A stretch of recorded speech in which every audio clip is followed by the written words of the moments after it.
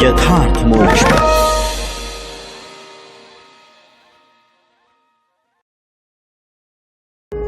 यथार्थ मोक्ष प्रस्तुत कर रहा है अतुल्य संपूर्ण महाभारत।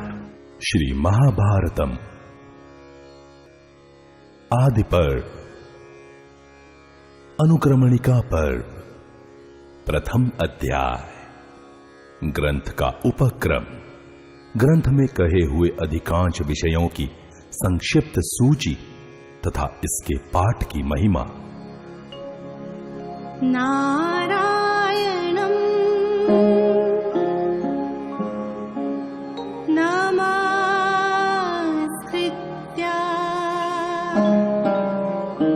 नरं चैव नरोत्तमम्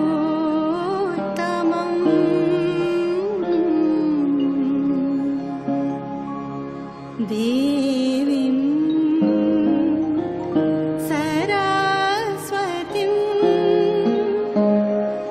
व्यासं ततो जयमुदीरये।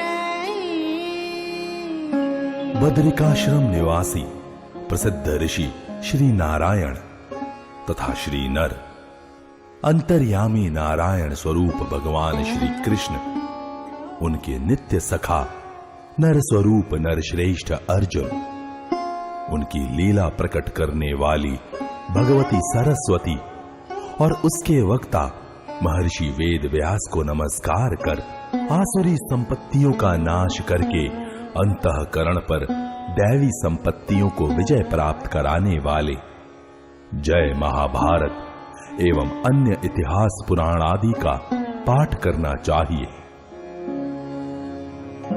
ओम नमो भगवते वासुदेवाय। ओमकार स्वरूप भगवान वासुदेव को नमस्कार है।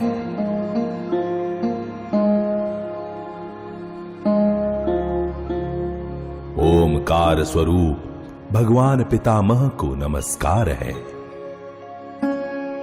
ओम नमः पितामहाय।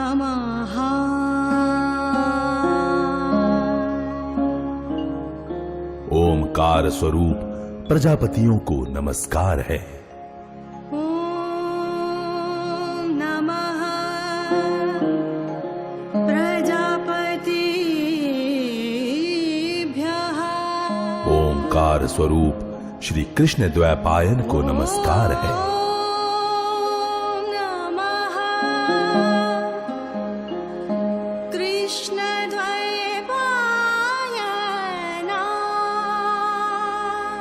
ओमकार स्वरूप सर्व विघ्न विनाशक विनायकों को नमस्कार है। ओम नमः सर्वविघ्नविनायकेभ्यः। एक समय की बात है, नैमिषारण्य में कुलपति महर्षि शौनक के 12 वर्षों तक चालू रहने वाले सत्र में, जब उत्तम एवं कठोर ब्रह्मचर्य आदि व्रतों का पालन करने वाले ब्रह्म ऋषिगण अवकाश के समय सुखपूर्वक बैठे थे, सूत कुल को आनंदित करने वाले लोमहर्षण पुत्र उग्रश्रवा सौती स्वयं कौतूहलवश उन ब्रह्म ऋषियों के समीप बड़े विनीत भाव से आए। वे पुराणों के विद्वान और कथावाचक थे। उस समय नैमिषारण्य वासियों के आश्रम में पधारे हुए उन उग्र श्रवाजी को उनसे चित्र विचित्र कथाएं सुनने के लिए सब तपस्वियों ने वहीं घेर लिया। उग्र श्रवाजी ने पहले हाथ जोड़कर उन सभी मुनियों को अभिवादन किया और आप लोगों की तपस्या सुखपूर्वक बढ़ रही है ना, इस प्रकार कुशल प्रश्न किया। उन सत्पुरुषों ने भी उग्र श्रवाजी का भलीभांति स्वागत सत्कार किया। इसके अनंतर जब वे सभी तपस्वी अपने अपने आसन पर विराजमान हो गए, तब लोमहर्षण पुत्र उग्र श्रवाजी ने भी उनके बताए हुए आसन को विनय पूर्वक ग्रहण किया। तत्पश्चात यह देखकर कि उग्र श्रवाजी थकावट से रहित होकर आराम से बैठे हुए हैं, किसी महर्षि ने बातचीत का प्रसंग उपस्थित करते हुए यह प्रश्न पूछा, कमल नयन सूत कुमार, आपका शुभागमन कहां से हो रहा है? अब तक आपने कहां आनंद पूर्वक समय बिताया है? मेरे इस प्रश्न का उत्तर दीजिए। उग्र श्रवाजी एक कुशल वक्ता थे। इस प्रकार प्रश्न किए जाने पर वे शुद्ध अंतःकरण वाले मुनियों की उस विशाल सभा में ऋषियों तथा राजाओं से संबंध रखने वाली उत्तम एवं यथार्थ कथा कहने लगे। उग्र श्रवाजी ने कहा, महर्षियों, चक्रवर्ती सम्राट महात्मा राजऋषि परीक्षित नंदन जन्मेजय के सर्प यज्ञ में उन्हीं के पास वैशंपायन ने श्री कृष्ण द्वैपायन व्यास जी के द्वारा निर्मित परम पुण्यमयी चित्र विचित्र अर्थ से युक्त महाभारत की जो विविध कथाएं विधि पूर्वक कही है, उन्हें सुनकर मैं आ रहा हूं। मैं बहुत से तीर्थों एवं धामों की यात्रा करता हुआ ब्राह्मणों के द्वारा सेवित उस परम पुण्यमय समंत पंचक क्षेत्र कुरुक्षेत्र देश में गया, जहां पहले कौरव पांडव एवं अन्य सब राजाओं का युद्ध हुआ था। वहीं से आप लोगों के दर्शन की इच्छा लेकर मैं यहां आपके पास आया हूं। मेरी यह मान्यता है कि आप सभी दीर्घायु एवं ब्रह्म स्वरूप हैं। ब्राह्मणों, इस यज्ञ में सम्मिलित आप सभी महात्मा बड़े भाग्यशाली तथा सूर्य और अग्नि के समान तेजस्वी हैं। इस समय आप सभी स्नान, संध्या वंदन, जप और अग्निहोत्र आदि करके शुद्ध हो अपने अपने आसन पर स्वस्थ चित्त से विराजमान है। आज्ञा कीजिए, मैं आप लोगों को क्या सुनाऊं? क्या मैं आप लोगों को धर्म और अर्थ के गूढ़ रहस्य से युक्त अंतःकरण को शुद्ध करने वाली भिन्न भिन्न पुराणों की कथा सुनाऊं, अथवा उदार चरित महानुभाव ऋषियों एवं सम्राटों के पवित्र इतिहास?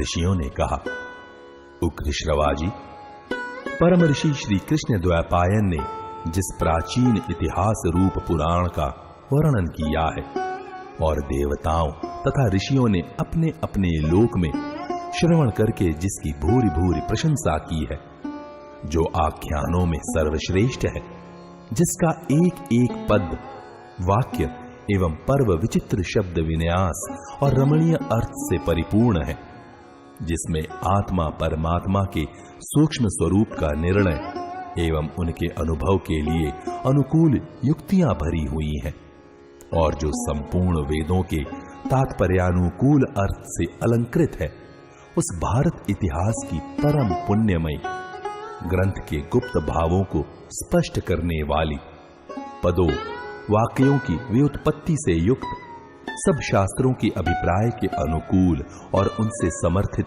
जो अद्भुत कर्मा व्यास की संहिता है, उसे हम सुनना चाहते हैं। अवश्य ही वह चारों वेदों के अर्थों से भरी हुई तथा पुण्य स्वरूपा है, पाप और भय का नाश करने वाली है। भगवान वेद व्यास की आज्ञा से राजा जन्मेजय के यज्ञ में प्रसिद्ध ऋषि वैशंपायन ने आनंद में भरकर भलीभांति इसका निरूपण किया है। उग्र श्रवाजी ने कहा, जो सबका आदि कारण, अंतर्यामी और नियंता है, यज्ञों में जिसका आवाहन और जिसके उद्देश्य से हवन किया जाता है, जिसकी अनेक पुरुषों द्वारा अनेक नामों से स्तुति की गई है, जो ऋत एकाक्षर ब्रह्म व्यक्ताव्यक्त स्वरूप एवं सनातन है, असत सत एवं उभय रूप से जो स्वयं विराजमान है, फिर भी जिसका वास्तविक स्वरूप सत असत दोनों से विलक्षण है, यह विश्व जिससे अभिन्न है, जो संपूर्ण परावर जगत का सृष्टा पुराण पुरुष सर्वोत्कृष्ट परमेश्वर एवं वृद्धि क्षय आदि विकारों से रहित है, जिसे पाप कभी छू नहीं सकता, जो सहज शुद्ध है, वह ब्रह्म ही मंगलकारी एवं मंगलमय विष्णु है। उन्हीं चराचर ऋषिकेश श्री हरि को नमस्कार करके सर्वलोक पूजित अद्भुत कर्मा महात्मा महर्षि व्यास देव के इस अंतःकरण शोधक मत का मैं वर्णन करूंगा। पृथ्वी पर इस इतिहास का अनेकों कवियों ने वर्णन किया है और इस समय भी बहुत से वर्णन करते हैं। इसी प्रकार अन्य कवि आगे भी इसका वर्णन करते रहेंगे। इस महाभारत की तीनों लोकों में एक महान ज्ञान के रूप में प्रतिष्ठा है। ब्राह्मणादि द्वे जाति संक्षेप और विस्तार दोनों ही रूपों में अध्ययन और अध्यापन की परंपरा के द्वारा इसे अपने हृदय में धारण करते हैं। यह शुभ शब्द विन्यास से अलंकृत है तथा वैदिक लौकिक या संस्कृत प्राकृत संकेतों से सुशोभित है। अनुष्टुप इंद्र वज्रा आदि नाना प्रकार के छंद भी इसमें प्रयुक्त हुए हैं। अतः यह ग्रंथ विद्वानों को बहुत ही प्रिय है। हिमालय की पवित्र तलहटी में पर्वतीय गुफा के भीतर धर्मात्मा व्यास जी स्नान आदि से शरीर शुद्धि करके पवित्र हो कुश का आसन बिछाकर बैठे थे। उस समय नियम पालन पूर्वक शांत चित्त हो वे तपस्या में संलग्न थे। ध्यान योग में स्थित हो उन्होंने धर्म पूर्वक महाभारत इतिहास के स्वरूप का विचार करके ज्ञान दृष्टि द्वारा आदि से अंत तक सब कुछ प्रत्यक्ष की भांति देखा और इस ग्रंथ का निर्माण किया। सृष्टि के प्रारंभ में जब यहां वस्तु विशेष या नाम रूप आदि का भान नहीं होता था, प्रकाश का कहीं नाम नहीं था, सर्वत्र अंधकार ही अंधकार छा रहा था। उस समय एक बहुत बड़ा अंड प्रकट हुआ जो संपूर्ण प्रजाओं का अविनाशी बीज था। ब्रह्मकल्प के आदि में उसी महान एवं दिव्य अंड को 4 प्रकार के प्राणी समुदाय का कारण कहा जाता है, जिसमें सत्य स्वरूप ज्योतिर्मय सनातन ब्रह्म अंतर्यामी रूप से प्रविष्ट हुआ है, ऐसा श्रुति वर्णन करती है। वह ब्रह्म अद्भुत अचिंत्य सर्वत्र समान रूप से व्याप्त अव्यक्त सूक्ष्म कारण स्वरूप एवं अनिर्वचनीय है और जो कुछ सत असत रूप में उपलब्ध होता है सब वही है। उस अंड से ही प्रथम देहधारी प्रजापालक प्रभु देव गुरु पितामह ब्रह्मा तथा रुद्र मनु प्रजापति परमेष्ठी प्रचेताओं के पुत्र दक्ष तथा दक्ष के 7 पुत्र क्रोध तम दम विक्रीत अंगिरा करदम और अश्व प्रकट हुए। तत्पश्चात 21 प्रजापति मरीचि आदि 7 ऋषि और 14 मनु पैदा हुए, जिन्हें मत्स्य कूर्म आदि अवतारों के रूप में सभी ऋषि मुनि जानते हैं।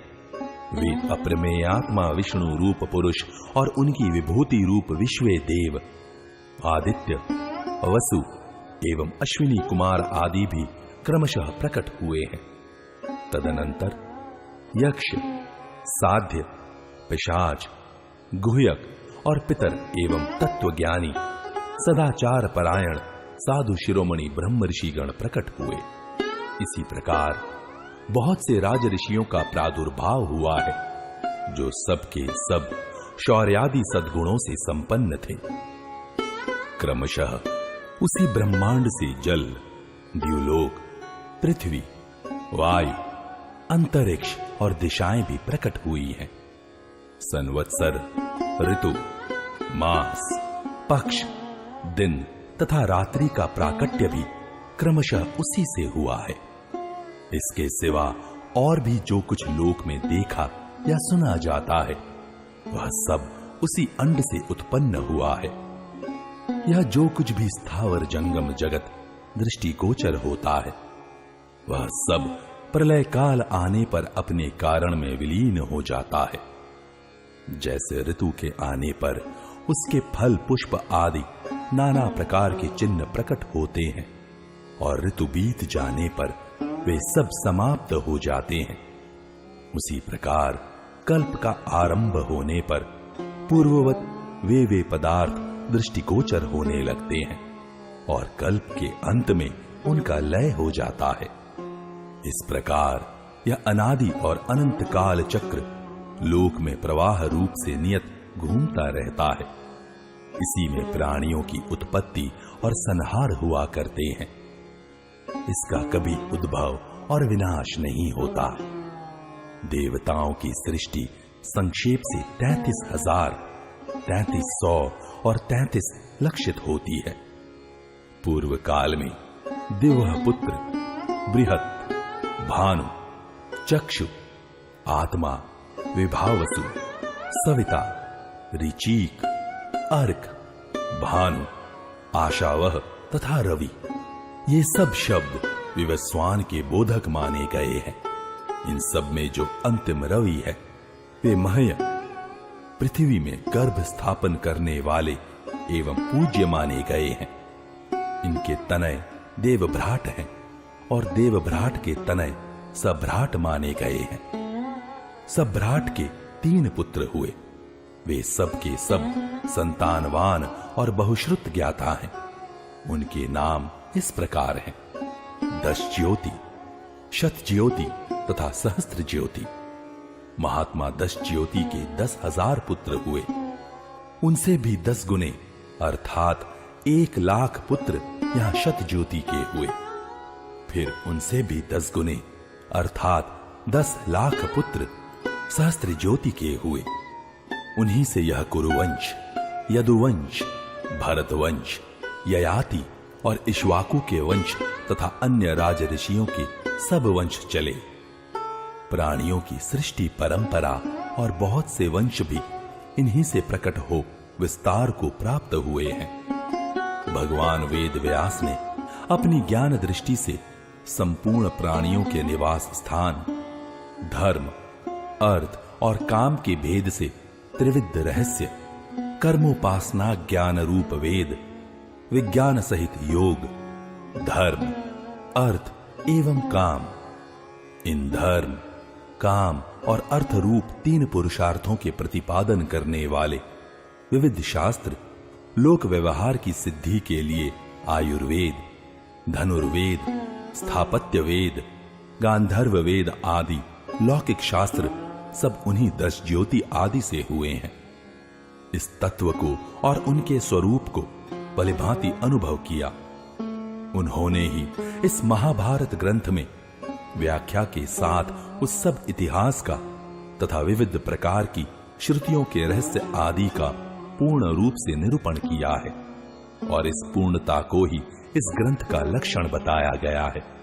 महर्षि ने इस महान ज्ञान का संक्षेप और विस्तार दोनों ही प्रकार से वर्णन किया है, क्योंकि संसार में विद्वान पुरुष संक्षेप और विस्तार दोनों ही रीतियों को पसंद करते हैं।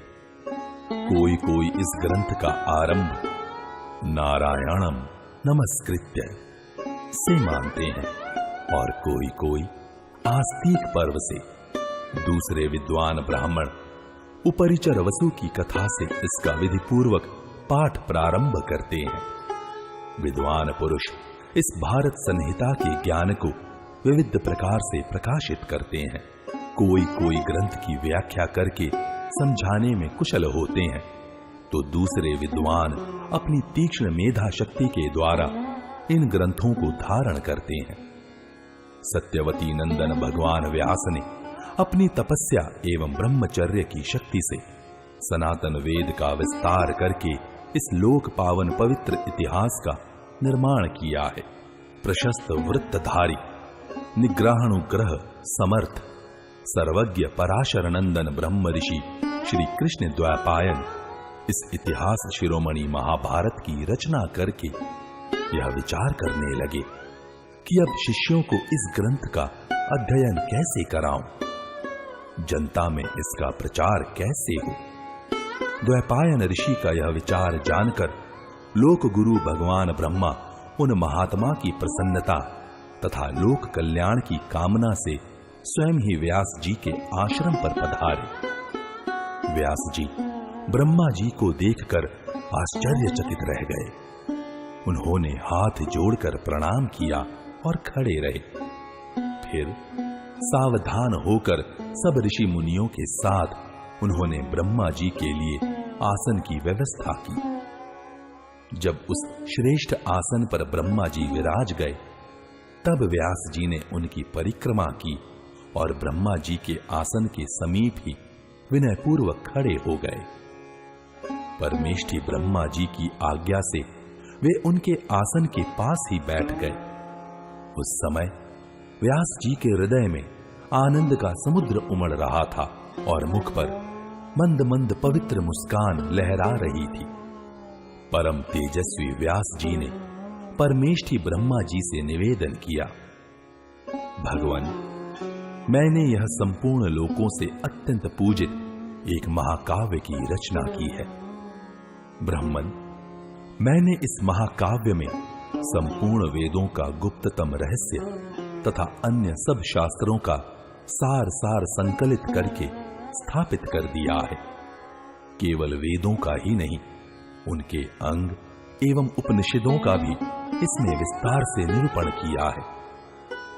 इस ग्रंथ में इतिहास और पुराणों का मंथन करके उनका प्रशस्त रूप प्रकट किया है। भूत, वर्तमान और भविष्य काल की इन तीनों संज्ञाओं का भी वर्णन हुआ है। इस ग्रंथ में बुढ़ापा, मृत्यु, भय, रोग और पदार्थों के सत्यत्व और मिथ्यात्व का विशेष रूप से निश्चय किया गया है तथा अधिकारी भेद से भिन्न भिन्न प्रकार के धर्मों एवं आश्रमों का भी लक्षण बताया गया है। ब्राह्मण, क्षत्रिय, वैश्य और शूद्र, इन चारों वर्णों के कर्तव्य का विधान, पुराणों का संपूर्ण मूल तत्व भी प्रकट हुआ है।